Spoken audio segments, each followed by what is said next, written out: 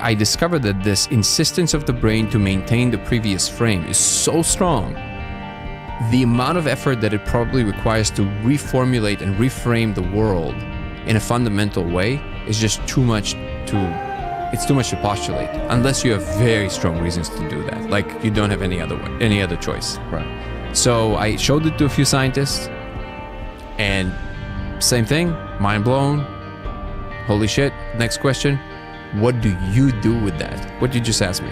Right. What are you planning to do about that? Right. It's never like, how can I help? It's never. So it's like, and then I thought of it, I was like, oh, I get it. Like, in the end of the day, you have to get up, you have to go to work, you have to do your thing. What animates us every day is we like the big questions, but what animates us is the immediate future.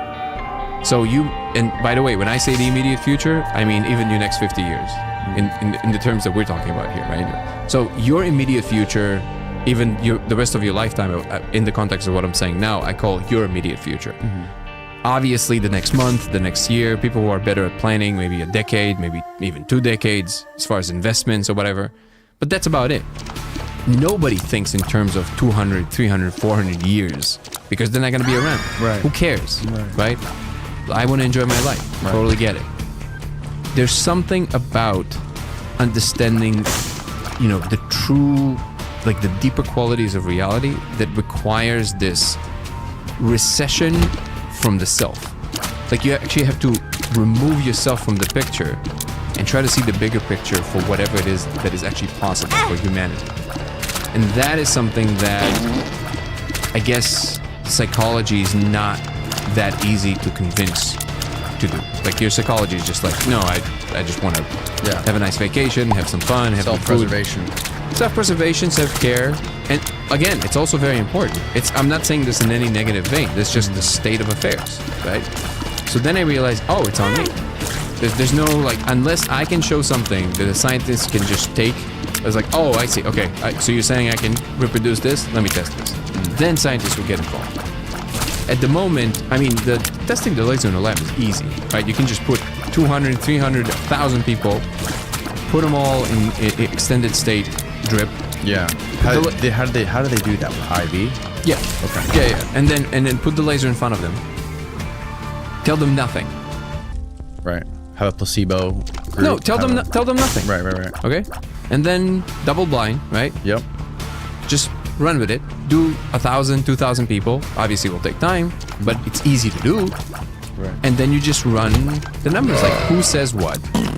At what point something appears for somebody who's told nothing. At what point something appears for somebody who you told what to look for. Right. At what point something appears to the people you told something else on purpose to throw their scent off, which I've done. Sometimes I would tell people like, hey, I forget what it was, but like I would tell people something else. And they would come back and they would say, oh, I didn't see what you said, but I saw these weird Japanese looking things. Yeah. What kind? Have you gotten any people that you've talked to? Has there been any reasonable pushback to what you're saying, or someone trying to explain this away in a way? All the time, yeah. And what has been the most compelling argument that you've heard? I've never heard a compelling argument based on an actual experience, and that's important. So people try to explain it away in terms that they simply use what they already know, which is not the case here because it's not something you know. So the speckle effect is something that people immediately jump to. The speckle effect? Yeah, the speckle effect is the shiny stuff that you see on the laser, right? Okay. Which is the thing I said, like... And they're saying, so if you're sober and you look into that laser, you see those speckles, right? That kind of static-y stuff. Yeah. And it's not necessarily moving in a way that it would move if you were just on any sort of hallucinogenic drug. So if I'm looking at you and I'm taking DMT, you're going to be moving around, colors, it's going to be animated, right? So they're saying that it basically makes sense that if you're looking at it in this state, of course these speckles are going to be animated and look like this. So I guess the relevance of this is, does this actually advance humanity in any form, shape or form? Is there something about this that we can do something with that helps the world in some way? And by the way, understanding that this is the truth, if it is the truth, is squarely fits within the description of helping humanity. Because if it's true, we want to know it either way, whatever it is, right? Because with all the biggest discoveries, in the beginning, it's not really clear if it's ever going to be applicable to our world. Like quantum mechanics, it was never, like in the beginning, it was not clear to anybody that it will ever have anything to do with our lives. But within a decade from its discovery, it allowed for some things that were that completely shifted our reality, like computers or lasers, actually. Right. So you couldn't do any of these things without understanding quantum mechanics. But at the bottom of it, it just looks like this, like super, like what, right? Like what do you do with that? Yeah. So how do you apply this? I have no idea. But ultimately, it would have to be the cash value of it. Like you would have to be able to do something with it, understand something with it. Well, not necessarily. There's lots of research projects that go on. There's lots of not as much nowadays. A lot of it's secret, but there's like blue sky research, right? People that just dump billions of dollars, maybe not billions, but like millions and millions of dollars into things that they don't know there's going to be like just experiments that trying to figure out what happens with things or developing technology or doing experiments like remote viewing is an example where they don't know if there's never been like a proven result that's profitable from it, right? But it's worth throwing X amount of millions of dollars towards it to see what happens just in case there's a 1% chance we can learn something about it that will put the United States in a dominant position on a global scale. Or like so you're saying exactly what I'm saying. That would be the potential applicable thing. Yeah. Right. You're looking for it because you want to see if there's a potential to apply to something. That's what I mean. So at the moment, this is so... First of all, you have to lift it from the maybe. So for me, it was lifted from the maybe to the sure. But you have to lift it on a more global scale, on a more cultural, general scale. And especially for the scientific... Because you might need to literally redo almost every scientific experiment on DMT to see if there's something there. Right. Yeah, right. Well, what is the point of Gallimore's study that he's doing, the extended state DMT, the DMTX? As far as I know, there's a few points of contact with applicability, but one of them is to see if there's a way if there's a way for people to create world models that would make that space more coherent, so they can actually engage with it with a more in a way that would allow us to draw more actual information from. One of the problems with DMT, as you experienced yesterday, it's that it's so confusing and bamboozling, is that there's not enough time for your brain to make sense of it in any shape or form. One of the questions that they're asking, as far as I understand it, is it possible to send people there long enough that the world is going to start creating world models that are related to that space, so you can start making sense of that space as much as it makes sense of our space. Right. And then you can start interacting it with a way that you can actually study it. That's one of the ways they're trying to aim for. Right. I'm sure there's a lot of other things, and I'm sure that there's also things they're not talking about. But that's one that I can think of that is very, I think, very worth doing. Yeah. Because I think that's the important part, I think. Like understanding if this space is real, how do we interact with it in a way that we can actually understand and do something with and connect with. One of the most beautiful ideas I've ever heard Gallimore outline, I think it was in his first book, which was that what might be happening, and I think that there's a very good chance that it's exactly what's happening, is that there's this infinite informational space, or computational space, whatever you want to call it. And then things arise, conscious units arise within it. And whatever the local environment that they have there's going to be a bubble around which they're going to build their world around. So imagine like just infinite space, right? And then there's even the regularities of their immediate space, for us it will be the three-dimensional space, right? Is still the local group of whatever is happening there. If you move a little bit more in the world model world, in this mind model world, you're gonna have a completely different set of rules, maybe even completely different set of experienced laws of physics. But if you're here, then the central nervous system will start interacting, exploring whatever that is, build world models related to this tiny bubble because it has to preserve energy. It can't use infinite energy, and then just stays there. When a civilization reaches a certain level of comfort, let's call it, where it can postulate more things, has more time to think about the larger implications of whatever that is, it builds tools, scientific tools, all of that, and it starts probing outside of its own local bubble. And in the beginning, it's because the rest of it seems chaotic in relationship to whatever is inside. It just seems like soup, like nonsense. But if you reach long enough, you might reach another local bubble of coherence, of actual structure. And now, but it's very alien to your structure. So now you have to learn how to interact with it. But you have to stay there long enough with your attention to be able to retain anything of value that you can then translate to something that will become part of your tapestry or structure. So in order for you to understand what that is, you have to stay long enough there. Right. Right. And Familiar with you're it. going to neglect what's happening here at the same time. Not necessarily. You might be able to fold both of them into view. So like be able to interact with both of them at the same time, but it will, because your genes already have enough information to keep you tethered here, right? Okay. That's what builds your body and what keeps you here, right? But then your mind is exploring beyond, and maybe you can actually start evolving, not just in this space, but in this space and that space at the same time. So that, I think that can actually be of a very interesting thing, because I think what computation is actually a process of a higher dimensional value. So it's like computation is completely orthogonal to the laws of physics. It's not arising from any law of physics. It's just possible. You can compute with the waves of the ocean if you want. It's just going to take forever. So the fact that you can send signals in a binary in like 0, 1, so just a state of a possible two states situation. And if you can do it in a particular arrangement, it will do something, right? And that is a very difficult thing to grasp if you're not on the end of like trying to actually build this thing or think about it a lot. But it's not arising from any law of physics. Now, physicists would insist that computation is a physical process because you always have something physical happening when computation is happening. Right. But I feel that that's a slight begging the question kind of things, the same way that people insist that consciousness is just whatever the brain is doing. I think it's a confusion of the terms. Because consciousness is not just what the brain is doing.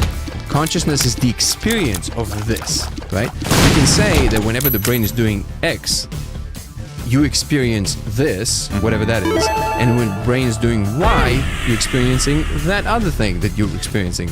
But to say that they're the same, it's that somehow this, whatever you feel inside, is expressed, can fully be expressed in just what the cracklings of the brain is doing, I think it is a mistake. I think you can say there's somehow the same thing looked at from different perspectives, but then you have to explain what are these two different perspectives. In the same way, I feel that computation, the abstraction of computation, is actually something that floats free of the substrate. So it doesn't matter that you're going to have a physical thing happening. You probably, if what I'm saying is correct, then you would be able to do computation even in non-physical systems. It's just a matter of finding something that can actually do the one and represent the 1 and the 0, and then do the computation with that. So, and that's important because if it's true, then computation is truly a universal thing, which will also explain why, after we discovered computation, we're capable of doing so much more sophisticated things with it than you would ever be able to do if you would just try and manipulate physical matter. There's only so much you can do with just the technical stuff of the physicality of the space. Right. And there's so much more you can do by playing with computation, even though you need to instantiate it in physical objects, build computers, but the actual function of computation, I think, is completely free of substrate. Okay. So the relevance of this to everything I'm doing, and I think to what is going on now, is that to understand that the reason I went on this whole explanation about computation is because I think it is important to understand that what we found, computation, is an actual function from a higher space. It's not just a thing that is possible in our universe. We essentially found a function from a higher dimensional space, which is why it allows us to do more. Okay, now I know it might not be that clear to everybody, but You think it's another civilization? The other civilizations definitely live in these higher spaces, for sure. Do you think they're biological life forms? I don't think they're, well, it depends what you mean by biological. Not biological. Like, do you think they evolved somewhere else the same way we evolved here? Yes. Okay. Yeah. And this space is infinite. So the reason I think it matters is because it seems to me that it's not a coincidence that I found this now. And I don't think it's a coincidence that a lot of the things that are happening in the world right now are happening in the world right now. And I think that understanding what things really are and what is our relationship to these things is one of the key components for us moving forward in the near and the hopefully long prosperous future of humanity. Can you tell me where it becomes a little bit too unclear or esoteric for you? Okay. Well, first of all, do you think that it's possible that when we evolve in 100,000 years from now, we become so advanced when we have a better understanding of physics, we have a better understanding of what's going on in these DMT realms and all this, and we, under our understanding of the universe expands. Do you think that it's going to be possible that we are the ones that are simulating these sort of simulations with people like us interacting in them and being controlled? So I actually, okay, great question. I don't think we're being controlled. I think it's actually open-ended. The point of it is to see what happens. So I actually think if we want to take on board the fact that we are simulated and this is actually simulated space. And by the way, in the context of what I explained about computation, what this means is that I always say it's like the Matrix upside down. It's not like we're stuck in a computer software and we have to try and get out to the real world. Is that the real world is computational. It's digital. Like outside of our universe, everything else is computational. And our universe is too, but from the inside, it looks what we call physical. It's a subspace. It's a smaller slice of reality, basically. Okay. So it's not like we're gonna try and get out to some kind of a base reality. It's that we just understood that we're part of a larger space, and now we're starting to investigate what is this larger space and how it can be applicable to our space. One of these functionalities, I claim, is computation. It shows you that you can harness some of this higher functionality to do certain things. Oh, I thought it was the door. You all right?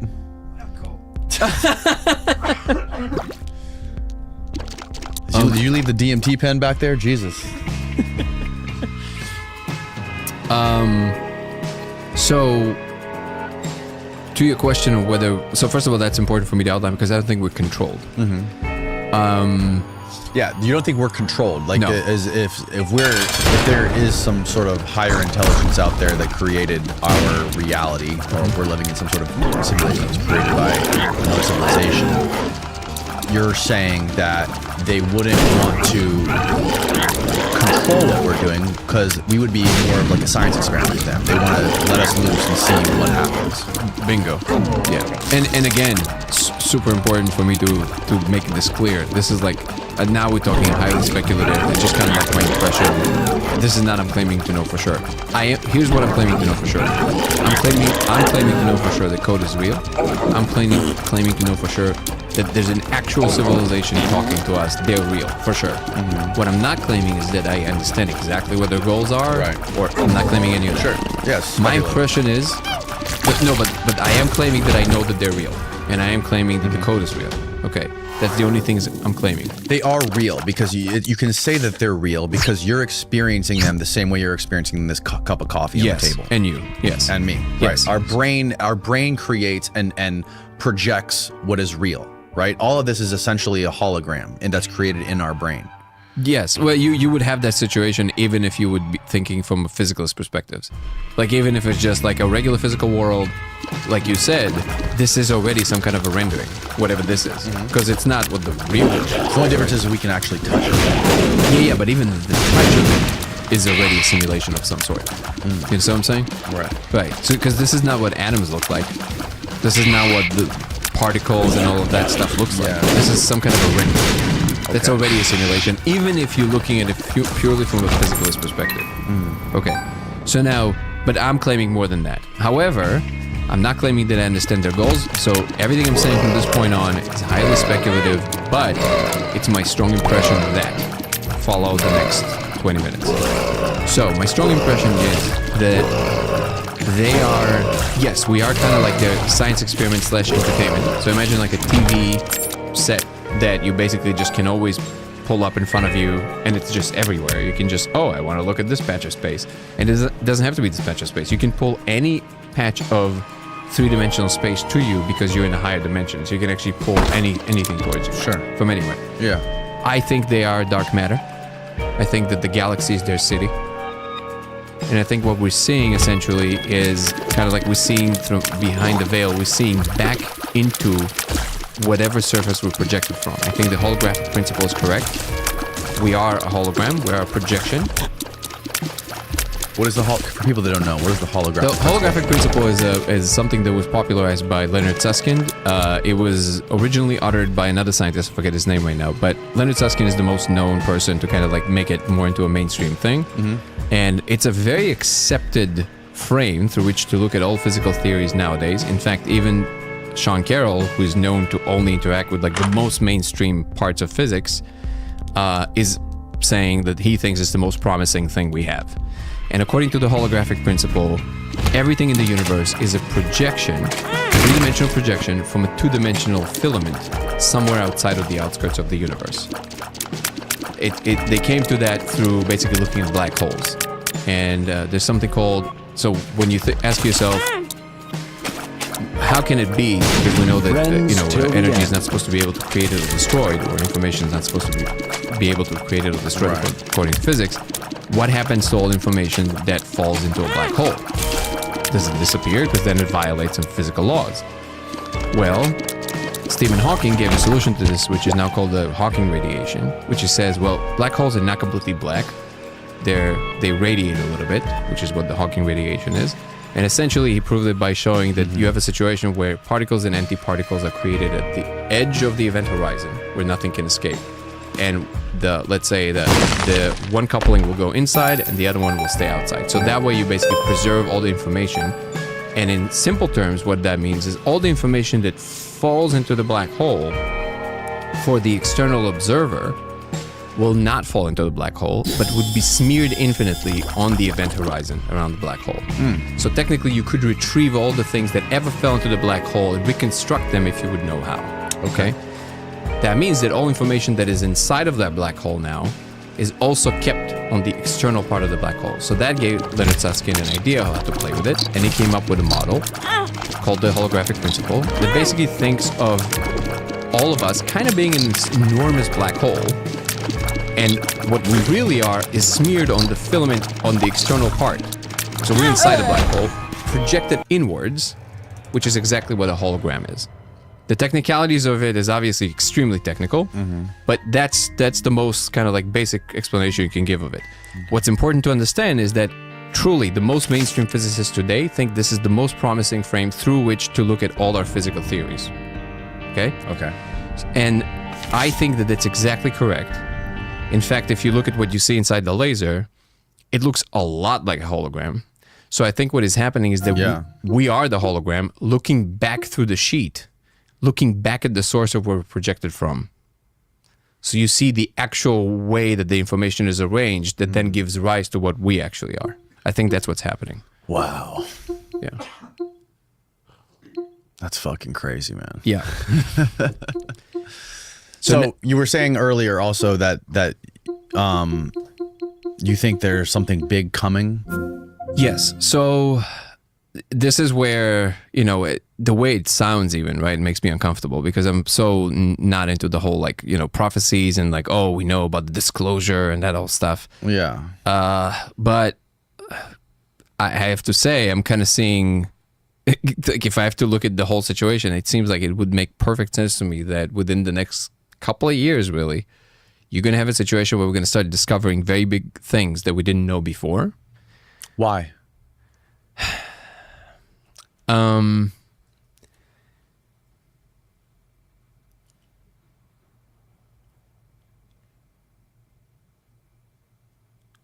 I don't know if I can unpack this in 20 minutes. It's okay. We got plenty of time. Okay. Your flight doesn't leave for like